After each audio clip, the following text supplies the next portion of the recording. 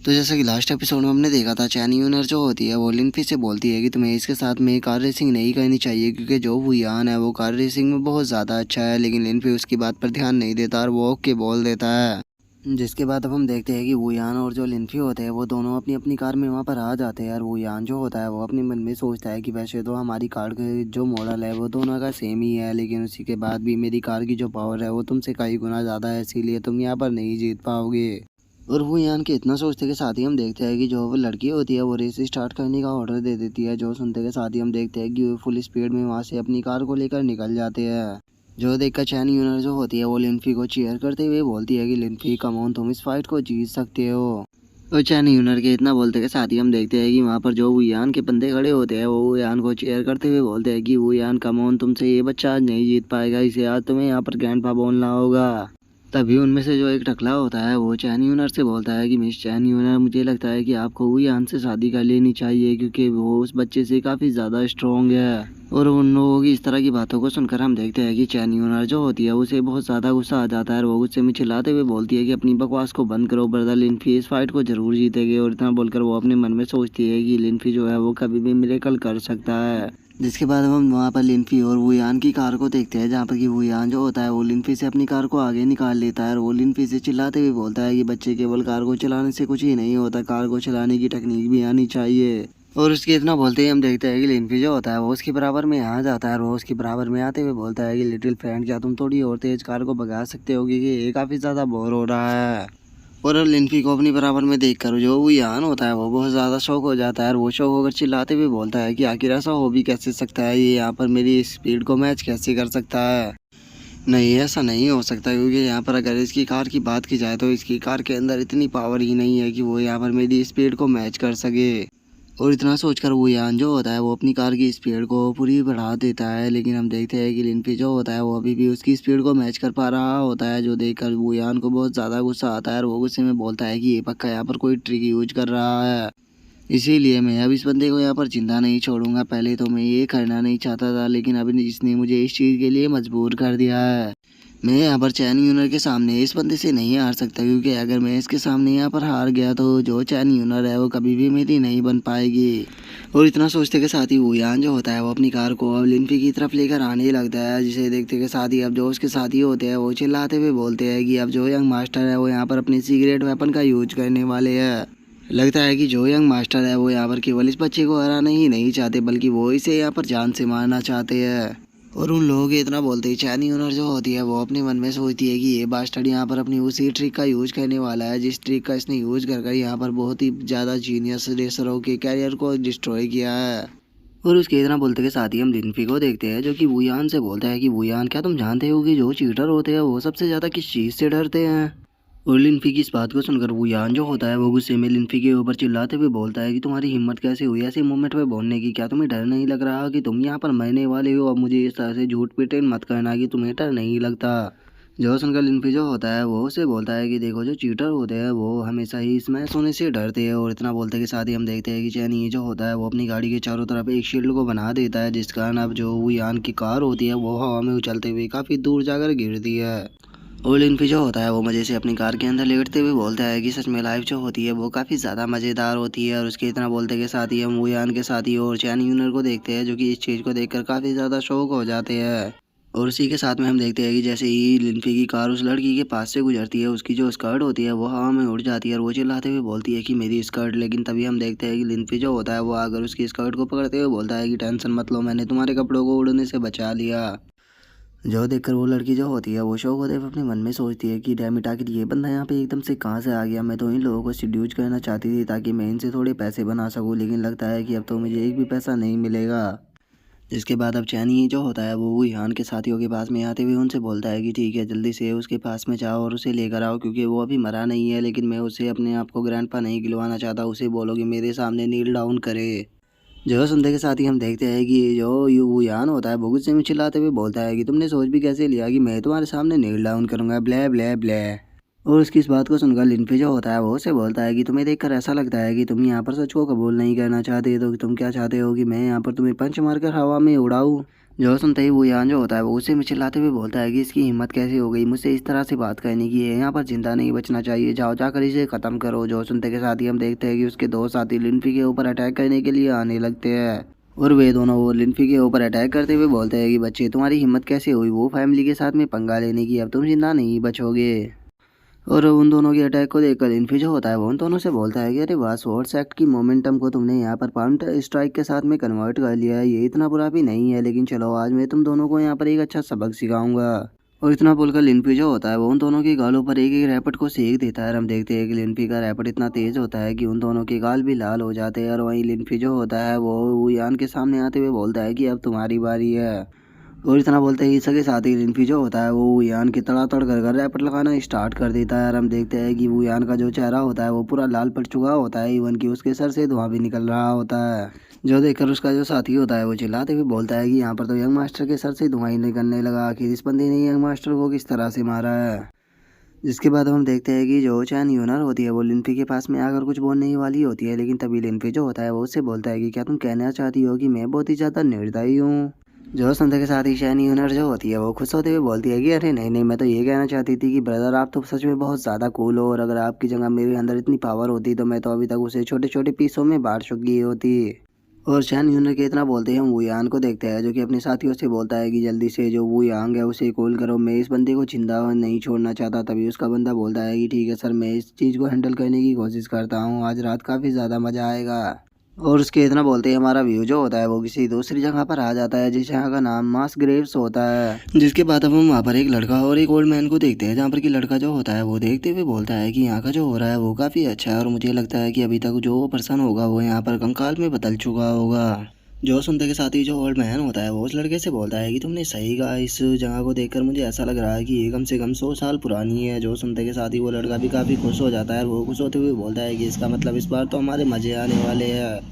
और इतना बोलते के साथ ही हम देखते हैं कि वो जो लड़का होता है वो उस कब्र को खोल देता है और वो उस कब्र को खोलने के बाद खुश होकर देखते हुए बोलता है कि सच में जैसा कि तुमने कहा था ये बिल्कुल वैसी ही है, लगता है कि इस बार हमारे मज़े आने वाले हैं। और उसके इतना बोलते ही हम देखते हैं कि उस कब्र के अंदर जो मुर्दा पड़ा होता है वो अपनी आंखों को खोल लेता है और वो उस लड़के के ऊपर एकदम से अटैक कर देता है, लेकिन वो जो लड़का होता है वो बहुत ही आसानी से उस मुर्दे के हाथ को पकड़ लेता है। और वो उसके हाथ को पकड़ते हुए बोलता है कि तुम इतनी ज़्यादा एक्साइटेड क्यों हो रहे हो, तुम्हें थोड़ी देर इंतज़ार करना चाहिए क्योंकि बहुत ही जल्द हम तुम्हें यहाँ से लेकर चले जाएंगे।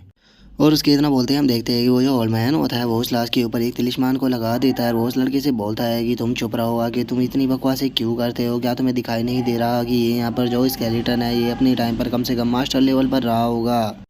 और उसके इतना बोलते के साथ ही हम देखते हैं कि वहाँ पर एक पर्सन आने ही लगता है और वहाँ पर आते हुए बोलता है कि अरे क्या बात है, तुमने यहाँ पर एक लाश को ढूंढ लिया, लेकिन क्या तुम इसे यहाँ पर ढूंढ कर इतना ज़्यादा खुश हो रहे हो क्योंकि ये तो केवल 100 साल ही पुरानी है। और उसके इतना बोलते के साथ ही हम देखते हैं कि वो जो लड़का होता है वो उसको दाल को उसकी तरफ करते हुए बोलता है कि तुम यहाँ पर क्यों आ रहे हो, मैं तुम्हें पहले ही क्लियर कर देता हूँ कि अगर तुम इसे यहाँ पर लेने के लिए आए हो तो हम तुम्हें ये नहीं देंगे क्योंकि ये हमारा है। और उस लड़के के इतना बोलते ही हमें पता लगता है कि ये पर्सन कोई और नहीं बल्कि वही है जो कि मंडाला से मिला था। और अब वो जो पर्सन होता है वो उस लड़के से बोलता है कि मुझे ये नहीं चाहिए क्योंकि इस तरह के जो ज़ॉम्बी है वो मेरे किसी भी काम के नहीं है, मैं तो यहाँ पर तुमको एक सीक्रेट इन्फॉर्मेशन प्रोवाइड कराने के लिए आया था। अब से बहुत साल पहले जो डीमन क्लैन था उसने ब्लैक फायर फिनिक्स को बाय किया था, लेकिन जो ब्लैक फायर फिनिक्स थी वो उनके कंट्रोल से बाहर हो गई और इसीलिए उन्होंने उस सभी को मार दिया। तो इसीलिए मुझे लगता है कि तुम्हें ट्रेनिंग के लिए वहाँ पर पावरफुल लाशें मिल सकती है। जो सुनकर जो ओल्ड मैन होता है वो उससे बोलता है कि ठीक है मैं तुम्हारी बात को समझ गया, लेकिन मुझे तुम ये बताओ कि आखिर तुम यहाँ पर मेरी मदद क्यों करना चाहते हो, क्योंकि हम तो एक दूसरे को जानते भी नहीं हैं। जो सुनते के साथ ही अब जो वो बंदा होता है वो उन लोगों से बोलता है कि मैं पेंटम सेक्ट का एक डिसाइबल हूँ और मुझे भी तुम्हारी यहाँ पर मदद चाहिए। जब तुम इस चीज़ में सक्सेसफुल हो जाओगे तो तुम्हें मेरे लिए किसी को मारना होगा जो कि एक रीइंकार्नेशन है जिसका नाम कि याओ गैंग है। और मैं तुम्हें बता दूं कि उसके पास में गोडास बॉडी है, लेकिन उसे मारने के बाद जो उसकी जो बॉडी होगी उसे भी तुम ही रख सकते हो। और अगर एक बार तुम्हें उसकी बॉडी मिल गई तो मुझे नहीं लगता कि तुम्हें अपनी पूरी लाइफ टाइम भी किसी की बॉडी को ढूंढने की ज़रूरत पड़ेगी। तो इसीलिए मुझे लगता है कि इस डील को करने में तुम्हारा काफ़ी ज़्यादा फ़ायदा होगा। जो सुनते के साथ ही हम देखते हैं कि वो लड़का जो होता है वो काफ़ी ज़्यादा खुश हो जाता है और वो खुश होते हुए बोलता है कि अरे वाह, अगर मुझे उस फायर फियोनिक्स के कोलैप्स और उसी के साथ में गोडस बॉडी मिल गई तो उसके बाद तो मैं इस वर्ल्ड का सबसे पावरफुल पर्सन बन जाऊंगा। जो सुनकर जो ओल्ड मैन होता है वो गुस्से में उसे बोलता है कि चुप रहो, वो जो गोडस बॉडी है वो मेरी होने वाली है ना कि तुम्हारी। और उसके इतना बोलते के साथ ही अब हमारा मंडाला और लिन सुई के ऊपर आ जाता है, जो कि वहाँ पर फाइट कर रहे होते हैं। और अब जो लिन सुई होती है वो उन सभी को मारने के बाद बोलती है, क्या तुमने यहाँ पर मेरे बारे में न्यूज़ को लीक किया है, जो कि यहाँ पर इतने सारे लोग यहाँ पर मुझे मारने के लिए आ रहे हैं। जो सुनकर मंडाला जो होता है वो गुस्से में उससे चिल्लाते हुए बोलता है कि क्या तुम पागल हो चुकी हो, यहाँ पर हम दोनों एक साथ में हैं, अगर मैं इस तरह की न्यूज़ को लीक करूँगा तो मैं भी तुम्हारे साथ में मारा जाऊँगा। जो सुनकर अब लुओज़ी जो होती है वो अपने फ़ोन को निकाल कर देखने लगती है, और वो जैसे ही अपने फ़ोन को देखती है वो बहुत ज़्यादा शॉक हो जाती है, और वो शॉक होते हुए बोलती है कि ये तो हमारी फ़ोटो है। यही कारण है कि जो पावरफुल सेक्ट के डिसाइपल है वो यहाँ पर हमें मारने के लिए आ रहे हैं, इसीलिए हमें जल्द से जल्द इन्हें ख़त्म कर कर यहाँ से निकलना होगा, क्योंकि अगर एक बार इनका जो बॉस है वो यहाँ पर आ गया तो हम लोग उसके हाथों से एस्केप नहीं कर पाएंगे। जो सुनकर मंडाला जो होता है वो लिनजुई से कुछ बोलने वाला होता है, लेकिन जो लिनजुई जो होती है वो उसे शांत करते हुए बोलती है कि चुप रहो, हमें जल्द से जल्द यहाँ से निकलना होगा। और उसके इतना बोलते के साथ ही हम देखते हैं कि जो सोल होती है वो लिनजुई को बताती है कि तुम्हारा जो पीछा कर रहा है वो ग्रैंड मास्टर का एक्सपर्ट है, और तुम उसे कभी भी नहीं हरा पाओगी, तो इसीलिए तुम्हारे लिए सही यही रहेगा कि अपनी जो बॉडी है वो तुम मुझे दे दो। जो सुनकर जो लिनजुई होती है वो उसे बोलती है कि तुम तो यहाँ पर मुझसे भी ज़्यादा कमज़ोर हो, अगर मैंने अपनी बॉडी यहाँ पर तुम्हें दे भी दी तो उसके बाद तुम यहाँ पर क्या ही कर लोगे। जो सुनते के साथ ही अब जो वो सोल होती है वो उसको बताती है कि मेरे पास में पेंटम सेक्ट का मैजिक आता है, जिसकी मदद से मैं तुम लोगों को यहाँ पर काफ़ी आसानी से बचा कर लेकर निकल सकता हूँ, तो इसीलिए तुम्हारे लिए सही यही रहेगा कि मेरी बात को मानो। जो सुनते के साथ ही अब लिनजुई जो होती है वो उसे बोलती है कि ठीक है, अगर तुम्हारे पास में इस तरह का कोई मैजिक है तो तुम वो मैजिक डायरेक्टली मुझे ही सिखा दो, मैं खुद इस चीज़ को हैंडल कर लूँगी, अदरवाइज हम दोनों यहाँ पर मरने ही वाले हैं। जो सुनते के साथ ही हम देखते हैं कि वो जो सोल होती है वो लिनजुई को गाली देने लगती है, लेकिन अब उसके पास में कोई भी दूसरा रास्ता नहीं होता, और वो उस टेक्निक को लिनजुई को देते हुए बोलते है कि ठीक है, मैं तुम्हें यहाँ पर ये टेक्निक दे रहा हूँ, और इतना बोलकर वो उस टेक्निक को उसके फोरहेड के अंदर डाल देता है। और उस टेक्निक को देखकर लिनजुई जो होती है वो शौक होते हुए बोलती है कि ये तो शैडो एस्केप टेक्निक है। जो सुनते के साथ ही वो सोलुस को बताती है कि हाँ, मैं बस तुम्हारी यहाँ पर भागने में मदद कर रहा हूँ, ये मत सोच लेना कि मैंने तुम्हें यहाँ पर अपने डिसाइपल के रूप में एक्सेप्ट कर लिया।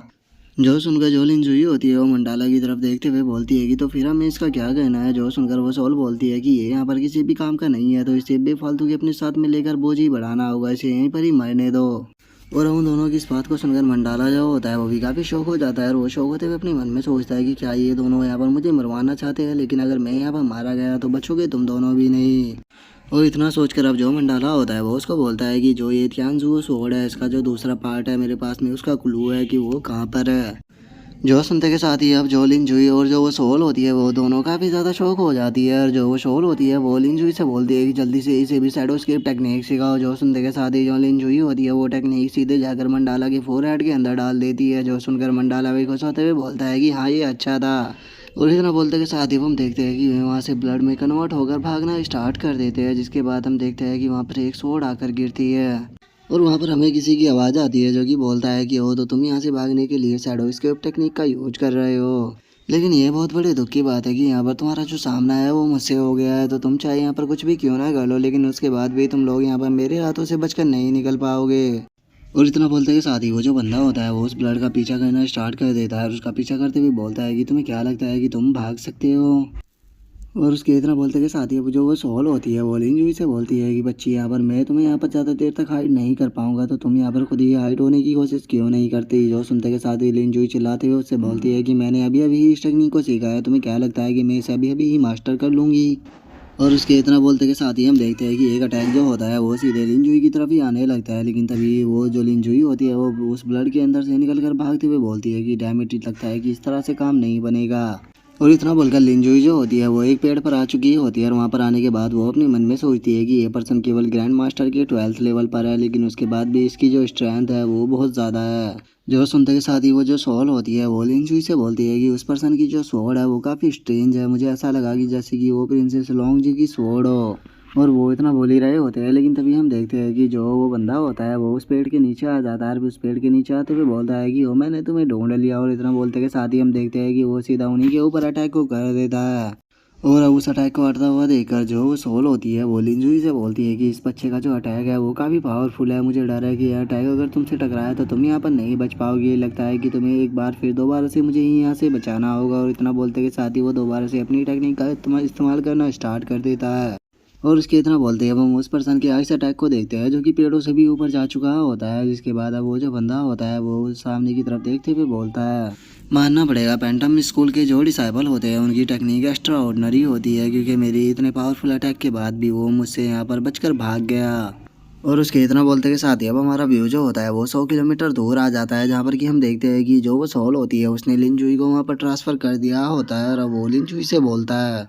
बेवकूफ़ लड़की, यहाँ पर सिर्फ तुम्हें बचाने के लिए मुझे अपनी लाइफ सोर्स का यूज करना पड़ा है, तो इसीलिए अगली बार याद रखना कि तुम्हें किसी भी इस प्रकार के पर्सन से नहीं मिलना, क्योंकि अगर अगली बार मैंने अपनी लाइफ फोर्स का यूज किया तो हो सकता है कि मैं वहीं पर ही मर जाऊँ, तो इसीलिए मैं आगे तुम्हारी इस तरह की कोई भी मदद नहीं करूँगा। जो सुनकर जो लिन जोई होती है वो मुस्कुराते हुए उसे बोलती है कि वो तो तुमने यहाँ पर अपनी लाइफ सोर्स का यूज किया मुझे बचाने के लिए, मुझे ऐसा क्यों लग रहा है कि तुम यहाँ पर अब मुझे पसंद करने लगे हो। जो सुनते के साथ ही अब जो वो सॉल होती है वो गुस्से में चिल्लाते हुए बोलती है कि चुप रहो, आखिर तुम्हें यहाँ पर कौन पसंद करने वाला है, मुझे ये लिए जल्द से जल्द जो लाइफ सोर्स है उसे ढूंढने की कोशिश करो, नहीं तो मैं जल्दी ही मर जाऊँगा। जिसके बाद अब हमें बताया जाता है कि जो लिंस हुई थी उसने दोबारा से लोगों को हंट करना स्टार्ट कर दिया, और वहीं दूसरी तरफ वो फैमिली के अंदर जो वो फैमिली का एल्डर था उसने ग्रेट मास्टर के लेवल पर ब्रेक थ्रू कर लिया। जिसके बाद अब हम चैन यूनर के फादर को देखते हैं जो कि शौक होते हुए बोलता है कि क्या सच में जो वो फैमिली का एल्डर है वो ग्रेट मास्टर बन चुका है। जो सुनते के साथ ही वो जो ओल्ड मैन होता है वो चैन यूनर के फादर को बताता है कि हाँ ये जो न्यूज़ है ये पूरी तरह से सच है, क्योंकि वो फैमिली के जो लोग हैं वो पूरे शहर के अंदर ढोल बजाते फिर रहे हैं और इस बात को बता रहे हैं। और उस ओल्ड मैन के इतना बोलते ही हम देखते हैं कि बाहर से किसी के चिल्लाने की आवाज़ आती है, जो कि चिल्लाते हुए बोलता है कि मेरी वो फैमिली का एंसिस्टर, हमारी वो फैमिली के एंसिस्टर ग्रेट मास्टर बन गए। सुनो सुनो सुनो, हमारी वो फैमिली के एंसिस्टर जो है वो ग्रेट मास्टर बन गए। और अब इस आवाज़ को सुनकर वो जो ओल्ड मैन होता है वो चैन यूनर के फादर से बोलता है कि देखो आप खुद ही सुन सकते हो वो किस तरह से यहाँ पर चिल्लाते फिर रहे हैं इस बात को। जो सुनने के साथ ही चैन यूनर का जो फादर होता है वो उसे बोलता है कि ठीक है बाहर चलो, हम चलकर खुद ही से अपनी आंखों से देखेंगे कि आखिर बाहर क्या चल रहा है। और इतना बोलकर जैसे ही चैन यूनर का फादर बाहर आता है वो देखता है कि सभी लोग वहाँ पर ढोल बाजे के साथ में इसी बात को चिल्लाते हुए जा रहे हैं। जो देखते के साथ ही चैन यूनर का फादर जो होता है वो काफ़ी शौक हो जाता है, और वो शौक होते हुए अपने मन में सोचता है कि जो ये वो फैमिली थी ये पहले से ही इतनी ज़्यादा प्रॉब्लम वो क्रिएट कर रही थी, लेकिन अब तो एल्डर वो जो है वो ग्रेट मास्टर बन चुके हैं। और उसके इतना सोचते के साथ ही हम देखते हैं कि वहाँ पर एक टकला पर्सन आ जाता है, और वो वहाँ पर आते के साथ ही जो चैन यूनर का फादर होता है उससे बोलता है कि चैन फैमिली के हेड हमारे जो ग्रेट एल्डर वो है उन्होंने यहाँ पर आपको इनविटेशन भेजा है ताकि आप पार्टी में आ सको, क्योंकि जो हमारे एल्डर वो है वो ग्रेट मास्टर बन चुके हैं। जो सुनकर जो चैन यूनर का फादर होता है वो उससे बोलता है कि ठीक है मैं ज़रूर आने की कोशिश करूंगा। और इतना बोलकर वो अपने मन में सोचता है कि घंटा की पार्टी ये लोग वहाँ पर सभी फैमिली को इसीलिए इनवाइट कर रहे हैं ताकि ये सभी लोगों को ये दिखा सके कि इनके पास में ग्रेट मास्टर है और उन्हें डरा कर अपने साथ में ज्वाइन करा सके। और उसके इतना सोचते ही हम देखते हैं कि वो जो टकला होता है वो इन्विटेशन को नीचे गिराते हुए बोलता है कि ओप्स मेरे हाथ से जो इन्विटेशन है वो छूट गया है, तो क्या आप इसे खुद ही नीचे झुक कर उठा सकते हो। जो सुनकर जो चैन यूनर का फादर होता है वो गुस्से में उस टकले से बोलता है कि आखिर तुम्हारी इस बात का मतलब क्या है। और उसके इतना बोलते ही हम देखते हैं कि लिनफी जो होता है वो वहाँ पर आ जाता है, और वहाँ पर आते हुए उस टकले को देखकर अपने मन में सोचता है कि ये पर्सन काफ़ी ज़्यादा फैमिलियर लग रहा है। और गाइज मैं आपको बता दूँ ये वही टकला है जिसने कि लिनफी के हाउस के ऊपर हमला किया था। और लिनफी के इतना सोचते ही हम देखते हैं कि वो जो टकला होता है वो चैन यूनर के फादर से बोलता है कि चैन फैमिली के हेड क्या तुम इसे यहाँ पर नहीं उठाना चाहते, अगर तुम नहीं उठाना चाहते तो कोई बात नहीं, मैं एल्डर वो को ये बात जाकर बता दूंगा, और उसके बाद एल्डर वो जो है वो तुम्हारे रिलेटेड के साथ में क्या करेगी ये तुम खुद ही जानते हो। जो सुनकर अब जो चैन यूनर का फादर होता है उसके पास में कोई दूसरा रास्ता नहीं होता, और वो गुस्से में उसे उठाते हुए बोलता है कि ठीक है मैं इसे यहाँ पर उठाने के लिए तैयार हूँ। और इतना बोलकर वो उसे उठाने ही वाला होता है, लेकिन तभी हम देखते हैं कि जो लिनफी होता है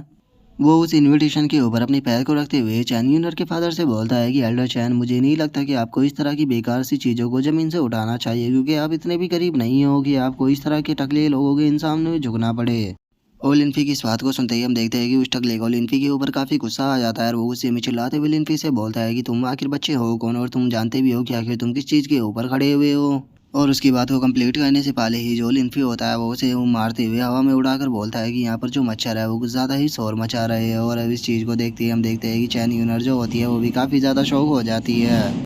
और वहीं जो वो टकला होता है वो किसी गंदी सी चीज़ के अंदर जाकर गिरता है, जो देखकर वो चिल्लाते हुए बोलता है कि आखिर तुम्हारी हिम्मत कैसे हो गई मुझे यहाँ पर मारने की, क्या तुम जानते भी हो कि मैं कौन हूँ, और हमारे एल्डर वो जो है वो ग्रेट मास्टर बन चुके हैं, याद रखना बच्चे तुम जिंदा नहीं बचोगे। जल्दी से मुझे अपने नाम को बताओ ताकि मैं तुम्हारी ग्रेव के ऊपर तुम्हारे नाम को लिख सकूँ। जो सुनकर लिनफी जो होता है वो उसे बोलता है कि अच्छा तो तुम यहाँ पर मेरा नाम जानना चाहते हो, चलो ठीक है मैं तुम्हें अपने नाम को बता देता हूँ, मेरा नाम यहाँ पर लिनफी है। और लिनफी के नाम को सुनते ही हम देखते हैं कि उस टकले की तो हालत ही ख़राब हो जाती है और वो घबराते हुए अपने मन में सोचता है कि क्या ये लिनफी है, मैं क्या यहाँ पर पागल हो गया था जो कि मैं इस पर्सन के साथ में यहाँ पर फाइट कर रहा था। अगर इसे पता लग गया कि इसके घर के अंदर वो तोड़ फोड़ मैंने ही मचाई थी तो ये मुझे यहाँ पर जिंदा ही नहीं छोड़ेगा। लेकिन एक मिनट रुको, आखिर मैं इस पर्सन से यहाँ पर डर क्यों रहा हूँ? क्या हुआ अगर ये ग्रेट मास्टर है तो मेरी वो फैमिली के अंदर अब दो ग्रेट मास्टर हो चुके हैं जिनमें से एक सोर्स सेक्ट के अंदर भी है। और इतना सोचते के साथ ही हम देखते हैं कि वो जो टकला होता है वो चिल्लाते हुए लिनफी से बोलता है कि लिनफी बहुत बढ़िया, तुमने यहाँ पर मुझे मार के काफ़ी बड़ी गलती कर दी है। मैं तुम्हें एक चीज़ बता देना चाहता हूँ कि इस इनविटेशन के अंदर तुम्हारा नाम भी लिखा हुआ है तो तुम्हें भी वहाँ पर आना होगा। अगर तुम वहाँ पर नहीं आते हो तो इसका हर्जाना जो है वो चैन फैमिली को भुगतना होगा और किससे कोई भी फर्क नहीं पड़ता तुम यहाँ पर ग्रेट मास्टर हो या ग्रैंड मास्टर। अगर मेरी वो फैमिली के अंदर जैसे ही तुम आओगे जो वो फैमिली है वो पूरी तरह से तुम्हें डिस्ट्रॉय कर देगी।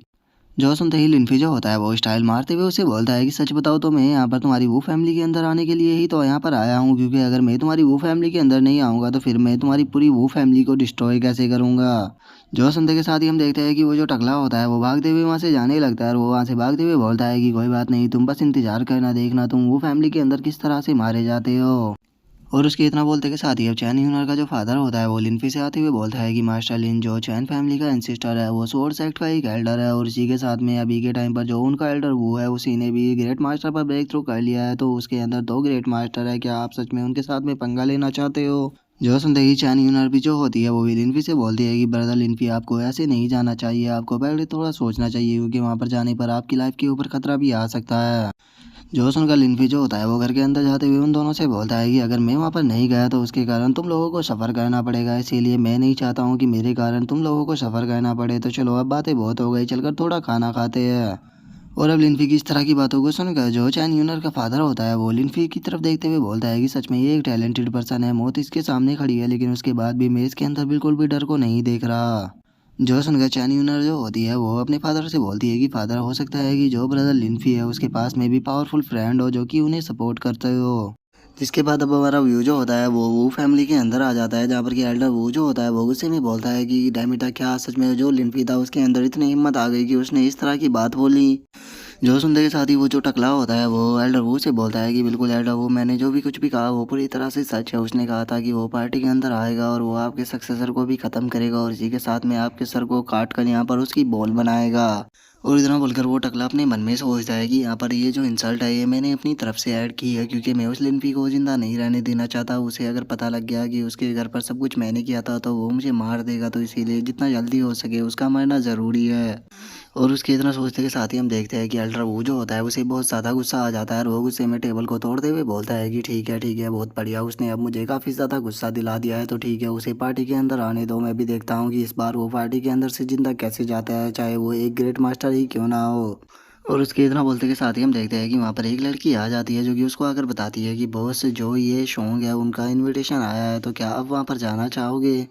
जो सुनते के साथ ही हम देखते हैं कि जो एल्डर वो होते हैं वो वहाँ से जाने लगते हैं और वो जाते हुए बोलते हैं कि उसने मेरी वो फैमिली के सभी डिसाइपलों को वहाँ पर इनवाइट किया है तो इसीलिए मैं फेस रखने के लिए उनके पास में ज़रूर जाऊँगा। जिसके बाद हमारा व्यू जो होता है वो लिनफी और चैन यूनर के ऊपर आ जाता है जहाँ पर कि चैन यूनर जो होती है वो लिनफी से पूछती है कि ब्रदर लिनफी आपके मुंह के दांतों के अंदर तो कोई खाना भी नहीं अड़ा हुआ तो फिर आपने ये जो टूथ पिक है ये मुंह के अंदर क्यों रखी हुई है। जो सुनकर लिनफी जो होता है वो अपने मुंह से निकाल कर उस चीज़ को फेंकते हुए बोलता है कि मैंने यहाँ पर दो लोगों को देखा था, वे ज़्यादातर इसे अपने दांतों के नीचे दबा कर रखते हैं, मुझे लगा कि इससे शायद मज़ा आता होगा लेकिन इसमें कोई भी मज़ा नहीं है।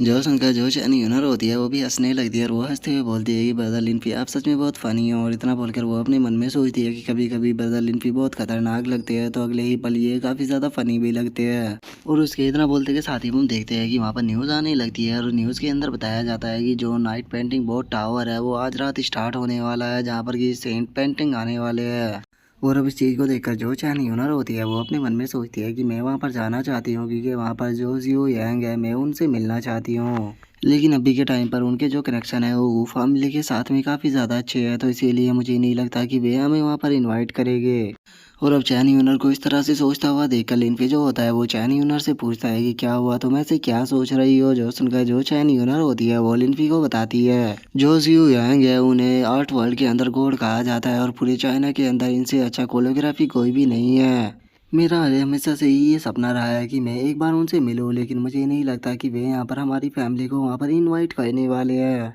जो सुनकर लिनफी जो होता है वो भी थोड़ा सरप्राइज होता है और वो उससे बोलता है कि क्या तुम्हारे पास में इनविटेशन नहीं आया, लेकिन तुम तो चैन फैमिली की डॉटर हो तो फिर तो तुम्हारे पास में इनविटेशन जरूर आना चाहिए था।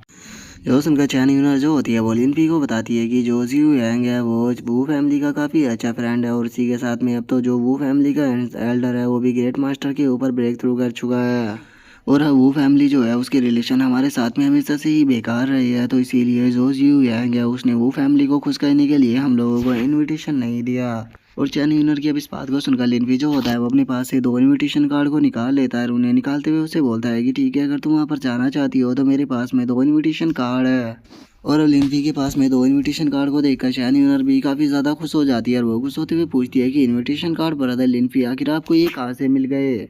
जो सुनकर लिनफी जो होता है वो उसको बताता है कि बस उसके सामने मैंने थोड़ा सा प्रिटेंड किया था और उसने मुझे वहाँ पर 2 इनविटेशन कार्ड दे दिए थे, लेकिन मैं तुमसे पूछना चाहता हूँ कि क्या तुम वहाँ पर चलना चाहोगी। जो सुनकर चैन यूनर जो होती है वो बहुत ज़्यादा खुश हो जाती है और वो खुश होते हुए बोलती है कि बिल्कुल बिल्कुल, मैं तो वहाँ पर जाना ही चाहती थी। और उसके इतना बोलते के साथ ही हम देखते हैं कि वे दोनों वहाँ पर पार्टी में आ चुके होते हैं, जहाँ पर कि चैन यूनर जो होती है वो लिनफी की तारीफ करते हुए बोलती है कि ब्रदर लिनफी, सच में आप तो एक मास्टर होने के लायक हो, आपने सच में मेरे ऊपर यहाँ पर बहुत बड़ा एहसान किया है इस जगह पर लेकर आकर, क्योंकि यहाँ पर आना मेरा बचपन का सपना था। और उसके इतना बोलते के साथ ही हम वहाँ पर एक लड़की को देखते हैं जो कि सिगरेट में दम मारते हुए बोलती है कि अरे वाह क्या बात है, जरा देखो तो चैन फैमिली की जो डॉटर है वो यहाँ पर आ गई। लेकिन कितने दुख की बात है कि वो इस बोट के अंदर नहीं जा पाएगी, क्योंकि मुझे शक है कि उसके पास में जो इनविटेशन है वो यहाँ पर होगा ही नहीं। और अब हमें इस लड़की के बारे में बताया जाता है कि ये वो फैमिली की सेकंड डॉटर है जिसका नाम की वोकिंग है। और अब जो वोकिंग होती है वो चैन यूनर को वहाँ पर देखते हुए बोलती है कि अगर तुम्हारे पास में इनविटेशन नहीं है तो तुम्हें यहाँ पर नहीं आना चाहिए था, क्योंकि तुमने यहाँ पर आकर लोगों को ही परेशान किया है, तो इसीलिए वापस घर पर जाओ और जाकर कार्टून देखो। और उसकी इस बात को सुनकर हम देखते हैं कि चैन यूनर जो होती है उसे काफ़ी ज़्यादा गुस्सा आने लगता है, लेकिन तभी लिनफी जो होता है वो वोकिंग से पूछता है कि क्या तुम वो फैमिली की मेंबर हो, क्योंकि तुम्हारी बॉडी के अंदर से मैं सेम ऑरा को फील कर रहा हूँ। और लिनफी की इस बात को सुनकर वोकिंग जो होती है वो मुस्कुराते हुए लिनफी से बोलती है कि मैंने कभी भी नहीं सोचा था कि तुम मुझे यहाँ पर इतनी जल्दी पहचान लोगे, मैं तो काफ़ी सरप्राइज हो गई, लेकिन क्या मेरा जो हो रहा है वो तुम्हें अट्रैक्ट कर रहा है। और इतना बोलकर वो अपने मन में सोचती है कि ये जो बंदा है ये लिनफी है, क्योंकि मैंने इसकी फ़ोटो को देखा था और अगर मैं इसके साथ में यहाँ पर सक्सेसफुल हो जाती हूँ रात को सोने में तो हमारी फैमिली के अंदर 3 ग्रेट मास्टर आ जाएंगे, जिसके बाद मुझे नहीं लगता कि इस पूरे वर्ल्ड के अंदर कोई भी ऐसी फैमिली होगी जो कि मेरी वो फैमिली को टक्कर दे पाए। और वो ये सोच ही रही होती है, लेकिन तभी लिनफी जो होता है वो कार्टून सा फेस बनाते हुए उसे बोलता है कि अरे नहीं नहीं नहीं, तुम यहाँ पर गलत समझ रही हो, तुम्हारा जो हो रहा है वो काफ़ी ज़्यादा बेकार है। और इस ओरा को फील करते ही मैं काफ़ी इरिटेट होने लगता हूँ। जो सुनते के साथ ही हम देखते हैं कि चैन यूनर जो होती है वो पीछे से ज़ोर ज़ोर से हंसने लगती है। जो सुनते के साथ ही हम देखते हैं कि वोकिंग जो होती है उसे लिनफी के ऊपर काफ़ी गुस्सा आने लगता है, लेकिन तभी उसका ध्यान हंसती हुई चैन यूनर के ऊपर जाता है। और अब वो चैन यूनर को वहाँ पर हंसता हुआ देखकर उसके ऊपर अटैक करते हुए उसे बोलती है कि तुम्हारी हिम्मत कैसे हुई यहाँ पर हंसने की, तुम्हारे पास में कोई इनविटेशन कार्ड भी नहीं है और तुम यहाँ पर आ गई, लगता है कि तुम्हें यहाँ पर एक अच्छा सबक सिखाना होगा। और इतना बोलकर वो उसके ऊपर अटैक करने ही वाली होती है, लेकिन चैन यूनर जो होती है वो बहुत ही आसानी से उसके हाथ को पकड़ लेती है और वो उसके हाथ को पकड़ते हुए उसे बोलती है कि किसने कहा कि मेरे पास में यहाँ पर टिकट नहीं है, मेरे पास में एक टिकट नहीं बल्कि 2 है। और चैन यूनर के पास में अब 2 टिकट देखकर वोकिंग जो होती है वो भी काफ़ी शौक हो जाती है, और इससे पहले कि वो कुछ समझ पाती जो चैन यूनर होती है वो उसके ऊपर अटैक करते हुए बोलती है कि तुम बहुत कमज़ोर हो। और इतना बोलकर वो अपने मन में सोचती है कि अब तो मैं मास्टर बन चुकी हूँ, तो इससे अब मेरे हारने का सवाल ही पैदा नहीं होता।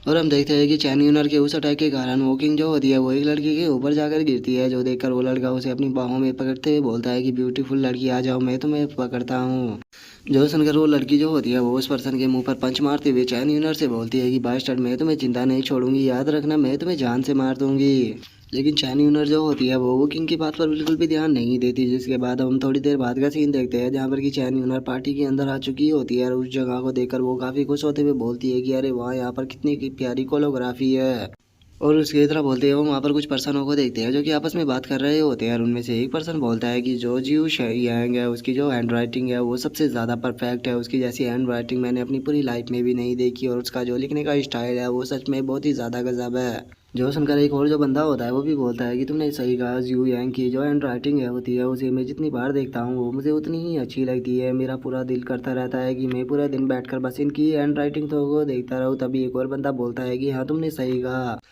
और उनके इतना बोलते के साथ ही हम चैन यूनर को देखते हैं जिसकी आंखें काफ़ी बड़ी बड़ी हो चुकी होती है, और वो काफ़ी ज़्यादा एक्साइटेड होते हुए बोलती है कि क्या सच में ये ओरिजिनल जो जियू यांग है उसकी ही हैंड राइटिंग है। और इतना बोलकर चैन यूना जो होती है वो लिनफी की तरफ देखते हुए उससे बोलती है कि ब्रदर लिनफी, आप इस बारे में क्या कहना चाहोगे? मेरे हिसाब से तो ये लेजेंडरी हैंड राइटिंग है, क्योंकि इस तरह की हैंड राइटिंग मैंने आज से पहले कभी भी नहीं देखी है और इन्हें तो नेशनल अवार्ड भी दिया गया है। जो सुनकर लिनफी जो होता है वो उससे बोलता है कि अच्छा, तो क्या तुम यहाँ पर सच जानना चाहती हो? जो सुनकर चैन यूनर भी लिनफी से बोलती है कि हाँ ब्रदर, मैं सच जानना चाहती हूँ। जो सुनकर लिनफी जो होता है वो उसे बोलता है कि एक बार जरा इस हैंड राइटिंग को जरा पास से जाकर देखो, तुम्हें पता लग जाएगा कि ये किसने लिखी है। और उसके इतना बोलते ही जैसे ही वो जाकर उसे पढ़ती है, वहाँ पर ये लिंक का नाम लिखा होता है। और गाइस मैं आपको बता दूं, जो ये लिंक है वो जियू यांग की डॉटर है। और अब इसे देखते ही हम देखते हैं कि वहाँ पर सभी का जो चेहरा होता है वो उतर जाता है। और चैन यूनर जो होती है वो थोड़ा उदास होते हुए बोलती है कि ये कितनी शर्म की बात है, लेकिन उसके बाद भी ये जो हैंड राइटिंग थी ये काफ़ी ज़्यादा अच्छी थी और मुझे तो ऐसा लगा कि जैसे कि ये सच में जो जियू यांग है उन्हीं की हैंड राइटिंग हो। और चैन यूनर को अब ऐसे उदास देख कर लिनफी जो होता है वो चैन यूनर से बोलता है कि अगर तुम इस तरह की चीज़ों को पसंद करती हो तो मैं तुम्हें इससे भी बेहतर लिख कर दे सकता हूँ। जो सुनकर जो चैन यूनर होती है वो भी काफ़ी सरप्राइज हो जाती है और वो सरप्राइज होते हुए बोलती है कि ब्रदर लिनफी, क्या आप मजाक कर रहे हो? और उसके इतना बोलते हैं हम देखते हैं कि वहाँ पर एक आवाज़ आती है जो कि बोलता है कि क्या तुम यहाँ पर मुझसे भी ज़्यादा खूबसूरत हैंड राइटिंग लिख सकते हो? और उसके अब इतना बोलते ही हमें पता लगता है कि ये पर्सन कोई और नहीं बल्कि जियू यांग होता है। जो जियू यांग होता है वो वहाँ पर आते हुए बोलता है कि ओ, तुम तो वही हो जो कि मुझे वहाँ पर ट्रेन में मिले थे, मुझे नहीं लगा था कि तुम यहाँ पर आकर इस तरह की बातें करोगे। और अब जियू यांग को वहाँ पर देखते के साथ ही सभी लोग चिल्लाने लगते हैं कि जियू यांग यहाँ पर आ गए, जियू यांग यहाँ पर आ गए, चलो इनके साथ में चलकर एक फ़ोटो लेते हैं। और उन लोगों के इतना बोलते के साथ ही चाइनी यूनर जो होती है वो जियू यांग से माफ़ी मांगते हुए बोलती है कि जियू यांग प्लीज़ माफ़ कर दीजिए, हमारा मतलब वो नहीं था। लेकिन तभी लिनफी जो होता है वो उसे बोलता है कि तुम्हें माफ़ी मांगने की ज़रूरत नहीं है, क्योंकि वो पहले ही वहाँ से जा चुका है। और उसके इतना बोलते के साथ ही अब हमें पता लगता है कि जो जियू यांग है उसे काफ़ी सारे लोगों ने वहाँ पर घेर लिया है। और अब जो वहाँ पर लोग होते हैं वे उसकी फ़ोटो खींचते हुए बोलते हैं कि सर सर प्लीज़ एक फ़ोटो खिंचाइए ना, प्लीज़ हमें इंटरव्यू दीजिए ना। जो सुनकर जियू यांग जो होता है वो उन लोगों को शांत करते हुए बोलता है कि पहले तो प्लीज़ आप सभी लोग शांत हो जाइए, आप लोग मुझसे जो कुछ भी पूछना चाहते हैं मैं यहाँ पर आपकी सभी प्रॉब्लम के आंसर देने के लिए तैयार हूँ, लेकिन मैं चाहता हूँ कि आप सभी लोग यहाँ पर एक एक कर मुझसे सवाल पूछे। और अब इस तरह की सिचुएशन को देखकर चैन यूनर जो होती है वो भी थोड़ी उदास हो जाती है और वो उदास होते हुए बोलती है कि लगता है कि मैं कुछ ज़्यादा ही सोच रही थी, जो जियू यांग है वो हमारे जैसे लोअर लोगों के ऊपर बिल्कुल भी अटेंशन नहीं देते। जो सुनकर लिनफी जो होता है वो उसे बोलता है कि अच्छा, तो क्या तुम उसके अटेंशन को पाना चाहती हो? जो सुनकर चैन यूनर भी काफ़ी खुश हो जाती है और वो खुश होते हुए बोलती है कि हाँ बिल्कुल, मैं उनके सिग्नेचर को चाहती हूँ। लेकिन मैं ये नहीं जानती कि आखिर मैं कैसे उसके अटेंशन को पाऊँ, क्योंकि अगर एक बार वे मेरे पास में आकर मुझसे बात करेगी तो हो सकता है कि वे मुझे अपने सिग्नेचर को दे दे। जो सुनते के साथ ही लिनफी जो होता है वो चिल्लाते हुए जियू यांग से बोलता है कि ओल्ड मैन, जो यहाँ पर तुम्हारी हैंड राइटिंग है वो बहुत ही ज़्यादा गंदी है, तुमसे अच्छी हैंड राइटिंग तो मेरे डिसाइपलों की है। और लिनफी की अब इस बात को सुनते के साथ ही तो हम देखते हैं कि चैन यूनर की तो हालत ही ख़राब हो जाती है। और उससे अलग वहाँ पर मौजूद जितने भी मीडिया वाले और जो जियू यांग होते हैं उन सभी को भी कुछ भी समझ में नहीं आता कि आखिर यहाँ पर क्या हुआ। और अब जो जियू यांग होता है वो गुस्से में लिनफी से बोलता है कि बच्चे, तुमने यहाँ पर क्या कहा? अभी मैं मानता हूँ कि जो तुम्हारी एजुकेशन और जो तुम्हारी नॉलेज है वो काफ़ी अच्छी है, लेकिन उसके बाद भी तुम यहाँ पर मेरे काम की इस तरह से इंसल्ट नहीं कर सकते हो। और अब इन बातों को सुनकर जो चैन यूनर होती है वो लिनफी को रोकते हुए उसे बोलती है कि ब्रदर लिनफी, प्लीज़ यहाँ पर मैस क्रिएट मत करो। लेकिन हम देखते हैं कि लिनफी उसकी बात के ऊपर बिल्कुल भी ध्यान ना देते हुए जियू यांग से बोलता है कि तुम्हारी हैंड राइटिंग पूरी तरह से कचरा है, मैं तुम्हें दिखाता हूँ कि हैंड राइटिंग किसे कहते हैं, जल्दी से पेपर और पेन लेकर आओ।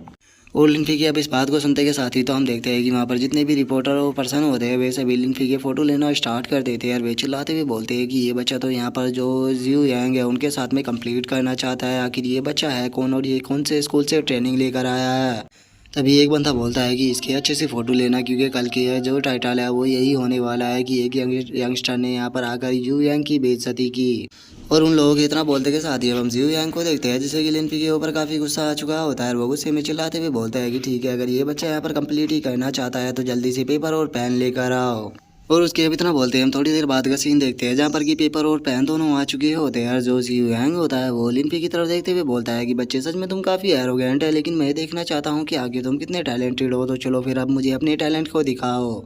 जो सुनते के साथ ही चैन यूनर जो होती है वो उससे माफ़ी मांगते हुए बोलती है कि सीनियर जियू यांग, प्लीज़ इसे माफ़ कर दीजिए, ये बस यहाँ पर मजाक कर रहा था। लेकिन तभी लिनफी जो होता है वो उससे बोलता है कि मैं यहाँ पर लिखना नहीं चाहता। जो सुनते के साथ ही वहाँ पर मौजूद सभी लोग लिनफी की तरफ बड़े ही कार्टून तरह से देखने लगते हैं और वे उसकी तरफ देखते हुए अपने मन में सोचते हैं कि अगर इसे यहाँ पर लिखना ही नहीं था तो फिर इसने यहाँ पर इस तरह की बैट को क्यों लगाया। और वे लोग ये सोच ही रहे होते हैं, लेकिन तभी लिनफी जो होता है वो जियू यांग से बोलता है कि तुम यहाँ पर अपने सिग्नेचर को लिखो, क्योंकि मैं तुम्हारे सिग्नेचर को इस लड़की को देना चाहता हूँ। और लिनफी की अब इस बात को सुनकर जो जी यांग की डॉटर होती है वो लिनफी की तरफ देखकर बोलती है कि क्या इस बच्चे के साथ में यहाँ पर कोई प्रॉब्लम है। तभी एक और बंदा बोलता है कि मुझे लगता है कि ये पागल खाने से भाग कर आया है, तो जल्दी से डॉक्टर को कॉल करोगी, वे इसे यहाँ से लेकर जाए। जो सुनते के साथ ही जो एक और बंदा होता है वो भी शौक होते हुए बोलता है कि मुझे यकीन नहीं होता कि ये बंदा यहाँ पर इतनी देर से इस तरह से प्रिटेंड कर रहा था जैसे कि ये कोई मास्टर हो, लेकिन अभी से देखो इसने यहाँ पर अपनी सच्चाई को दिखाना स्टार्ट कर दिया, ये तो बस एक कचरा है।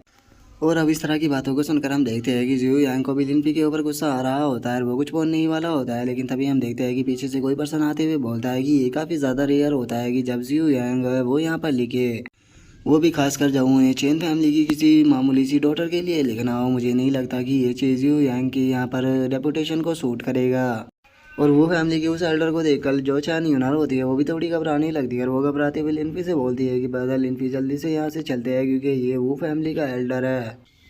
और चैन यूनर की इस बात को सुनकर लिनफी जो होता है वो चैन यूनर से बोलता है कि तुम्हें टेंशन लेने की कोई भी ज़रूरत नहीं है, मैं तुम्हें यहाँ पर लिख के दूंगा केलियो, जिसे कि तुम अपने पास में रखोगी, और उसी के साथ में ये यहाँ पर कुछ मौजूद लोगों के लिए वार्निंग भी होगी क्योंकि उन लोगों के साथ में मैं यही करने वाला हूँ। और लिनफी की इस बात को सुनकर हम देखते हैं कि वो फैमिली का जो एल्डर होता है उसे लिनफी के ऊपर गुस्सा आने लगता है, और वो गुस्से में बोलता है कि आखिर इस बात की बच्चे की बात का यहाँ पर मतलब क्या था, क्या ये यहाँ पर मुझे धमकाना चाहता है। जो सुनते के साथ ही जो बुकिंग होती है वो भी बोलती है कि शायद हो सकता है कि यही करना चाहता हो। जो सुनते के साथ ही अब हम देखते हैं कि वो फैमिली का वो जो एल्डर होता है वो गुस्से में हंसते हुए बोलता है कि ठीक है, अगर ऐसी बात है तो मैं इस बच्चे को यहाँ पर थोड़ी देर जिंदा रहने का मौका ज़रूर दूंगा, क्योंकि मैं भी देखना चाहता हूँ कि आखिर ये यहाँ पर क्या लिखता है, और उसके बाद यहाँ पर जैसे ही ये यहाँ लिख कर कंप्लीट करेगा मैं इसे यहाँ पर ख़त्म कर दूंगा। और वो फैमिली के एल्डर की अब इस बात को सुनकर जो जियो यांग होता है वो लिनफी की तरफ देखते हुए उसे बोलता है कि मैं तुम्हारी बात का मतलब समझा नहीं, क्या तुम यहाँ पर मेरे साथ में कंप्लीट करना भी चाहते हो या नहीं। जो सुनकर लिनफी जो होता है वो उसे बोलता है कि हाँ मैं तुम्हारे साथ में यहाँ पर कंप्लीट करने वाला हूँ, लेकिन पहले मैं चाहता हूँ कि तुम अपने साइन को कर दो, क्योंकि मुझे डर है कि अगर पहले मैंने लिख दिया तो उसके बाद तुम्हारी यहाँ पर लिखने लायक हालत ही नहीं बचेगी।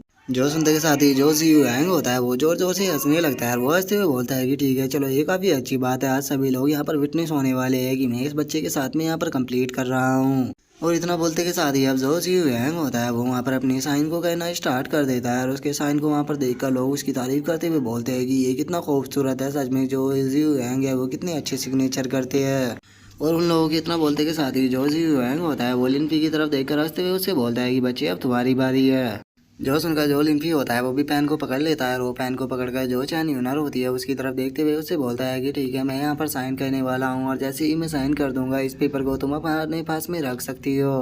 जो सुनकर जो चैन यूनर होती है वो जियो यांग की तरफ में देखने लगती है, और वो जियो यांग की तरफ देखते हुए उसे पूछती है कि क्या जो सर जियो यांग है वो इस पेंटिंग को नहीं रखना चाहेंगे। जो सुनकर जो जियो यांग होता है वो थोड़ा सा अजीब सा फेस बनाते हुए बोलता है कि नहीं नहीं, मुझे इस तरह की ट्रैश की कोई भी ज़रूरत नहीं है, तुम इसे अपने पास में रख सकती हो, क्योंकि मेरे साइन इतने ज़्यादा मायने नहीं रखते मेरे लिए, मैं ऐसे ही छोटे मोटे पेपरों पे साइन करता रहता हूँ। जो सुनकर जो चैन यूनर होती है वो थोड़ा नर्वस होते हुए बोलती है कि ठीक है, अगर ऐसी बात है तो मैं इसे रख लूँगी। और वो उसके इतना बोलते ही हम देखते हैं कि लिनफी जो होता है वो पेन को ऊपर फेंकते हुए बोलता है कि ठीक है, मैंने कंप्लीट कर दिया।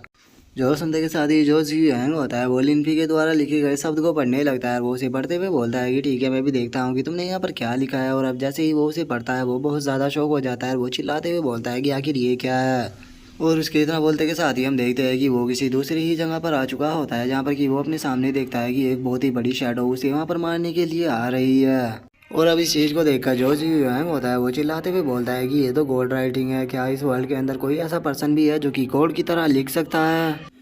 और इतना बोलते के साथ ही जू यांग जो होता है वो लिनफी के सामने अपने घुटनों पर बैठ जाता है, और वो अपने घुटनों पर बैठते हुए बोलता है कि सच में आप बहुत ज़्यादा महान हो, मैं तो अपने सामने आपके सामने कंप्लीट करने के लायक भी नहीं हूँ, मैं बहुत ज़्यादा एरोगेंट था, प्लीज़ मुझे माफ़ कर दीजिए, और क्या आप यहाँ पर मेरे टीचर बन सकते हो। जो सुनकर जो लिनफी होता है वो उसे मना करते हुए बोलता है कि नहीं, मैं अब डिसाइपलों को एक्सेप्ट नहीं करता, तो इसीलिए मुझे माफ़ करना है, मैं तुम्हें यहाँ पर कुछ भी नहीं सिखा सकता। जो सुनकर जो जियो यांग होता है वो भी थोड़ा उदास हो जाता है, और वो उदास होते हुए बोलता है कि ठीक है, मैं आपकी बात को समझ गया।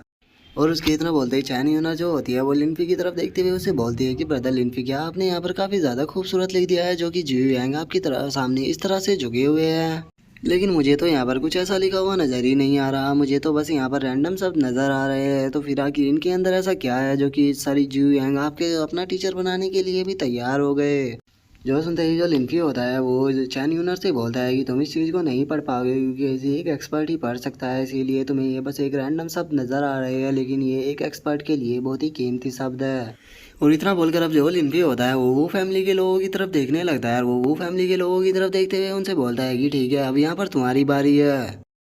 जो सुनकर जो वो फैमिली का एल्डर होता है वो गुस्से में लिनफी से बोलता है कि लगता है कि बच्चे तुम्हें यहाँ पर एक अच्छा सबक सिखाना होगा। और उसके इतना बोलते ही हम देखते हैं कि पीछे से एक पर्सन भागते हुए आता है जो कि आते हुए बोलता है कि फैमिली ऐड जरा सुनिए। और इतना बोलते के साथ ही हम देखते हैं कि वो जो बंदा होता है वो फैमिली का जो वो एल्डर होता है उसके कानों के अंदर कुछ बताने लगता है। जो सुनते के साथ ही वो फैमिली का जो वो एल्डर होता है वो भी काफ़ी खुश हो जाता है। और वो खुश होकर लिनफी की तरफ देखते हुए उसे बोलता है कि बच्चे आज तुम यहाँ से जिंदा बचकर नहीं जाओगे क्योंकि इन्वेस्टिगेशन करने के लिए जो ड्रैगन किंग है वो यहाँ पर आ चुके हैं। और उसके इतना बोलते ही हम 10 मिनट पहले का सीन देखते हैं जहाँ पर कि ड्रैगन किंग चैन लॉन्ग जो होता है वो उसी तरफ आ रहा होता है। और वो उस तरफ आते हुए अपने मन में सोचता है कि मैं इस चीज़ को मिस नहीं कर सकता क्योंकि जू यांग कोलोग्राफी जो है वो स्टार्ट होने वाली है। और इतना सोचकर हम देखते हैं कि सीधे वो उस बोट के ऊपर आ जाता है। और उस बोट के ऊपर जैसे ही वो वहाँ पर आता है एक बंदा उसे देखकर अपने मन में सोचता है कि ये पर्सन मुझे कोई नॉर्मल बंदा नहीं लग रहा क्योंकि कोई भी नॉर्मल बंदा इस तरह से इतनी बड़ी पार्टी के अंदर नहीं घुसने की कोशिश नहीं करेगा।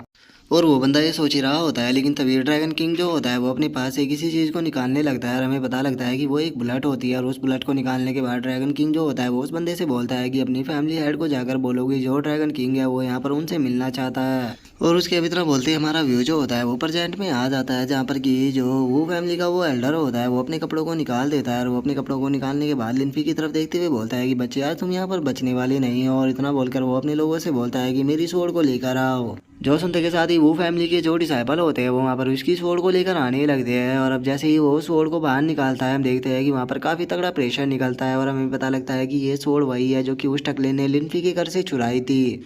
और अब जो वो एल्डर होता है वो लिन्फी की तरफ देखकर उससे हंसते हुए बोलता है कि हम दोनों ही यहाँ पर ग्रेट मास्टर है लेकिन चूंकि मेरे पास में स्वॉर्ड है तो इसीलिए तुम्हारा यहाँ पर मुझसे जीतने का सवाल ही पैदा नहीं होता। जो सुनते के साथ ही लिन्फी जो होता है वो वहाँ पर कुर्सी पर बैठ जाता है और वो कुर्सी पर बैठते हुए बोलता है कि अरे वाह तुम्हारी बातें तो मुझे काफ़ी ज़्यादा पसंद आई। तो चलो मैं तुम्हें यहाँ पर एक मौका देता हूँ खुद के ऊपर अटैक करने का। तो चलो तुम अपनी पूरी ताकत के साथ में मेरे ऊपर अटैक करो। मैं भी देखना चाहता हूँ कि तुम्हारे अंदर कितनी दम है। लेकिन मैं जानता हूँ कि इस तरह से तुम अपनी पूरी ताकत का मेरे ऊपर इस्तेमाल नहीं करोगे। अगर मुझे तुम्हारी पूरी पावर को बाहर निकालना है तो मुझे तुम्हारे यहाँ पर एक पर्सन को तो मारना ही होगा। यहाँ पर अगर तुम्हारे देखे जाए तो तुम्हारे साथ में 3 पर्सन आए हैं और मुझे लगता है कि ये तीनों ही तुम्हारे काफ़ी क्लोज हो गए। लेकिन मैं सोच नहीं पा रहा हूँ कि आखिर मैं इन तीनों में से पहले किसे मारूँ। और लिन्फी की इस बात को सुनते के साथ ही तो हम देखते हैं कि उन तीनों के पसीने ही छूटने स्टार्ट हो जाते हैं। और अब यहीं पर ही जो हमारा आज का एपिसोड है वो भी कंप्लीट हो जाता है। तो नेक्स्ट एपिसोड में देखेंगे कि आगे क्या होता है। अगर आप लोगों को वीडियो अच्छी लगी हो तो लाइक करना, चैनल को सब्सक्राइब करना। मैं मिलता हूँ नेक्स्ट एपिसोड में, तब तक के लिए बाय बाय गाइस।